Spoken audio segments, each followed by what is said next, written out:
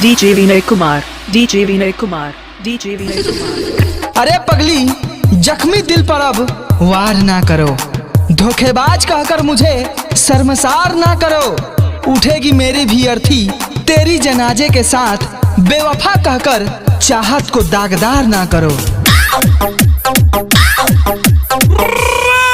बिखरी हुई लटे सुलझा कर तो देखी होती, कि बिखरी हुई लटे सुलझा कर तो देखी होती, एक बार हमसे नजरें मिला कर तो देखी होती। फिर शौक से कह लेते बेवफा, एक बार वफा आजमा कर तो देखी होती।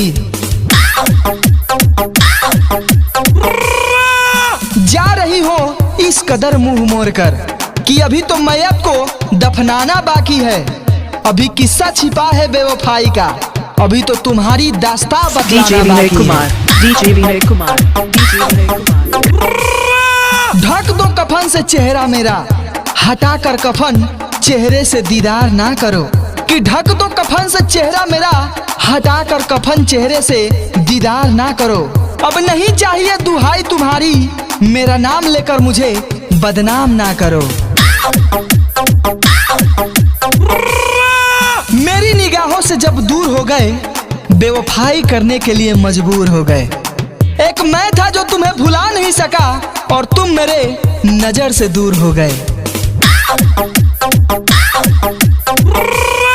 खुशी मुबारक हो तुम्हें, उदासी मेरी पहचान बन गई है।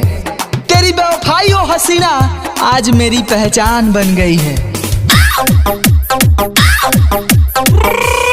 कैसे ना करे यकीन तेरी बेवफाई का, जब तेरे दर पे सारा बाजार लगता है। बदनाम होती है मेरे प्यार की वफा, जब सरेआम तेरे प्यार का व्यापार होता है। एक छोटी सी खता के बदले आज बेवफा कहलाया जाता हूँ, कि एक छोटी सी खता के बदले आज बेवफा कहलाया जाता हूँ। देखता हूँ तुम्हें किसी और के साथ, खुद की नजर गिरा कर जाता हूँ।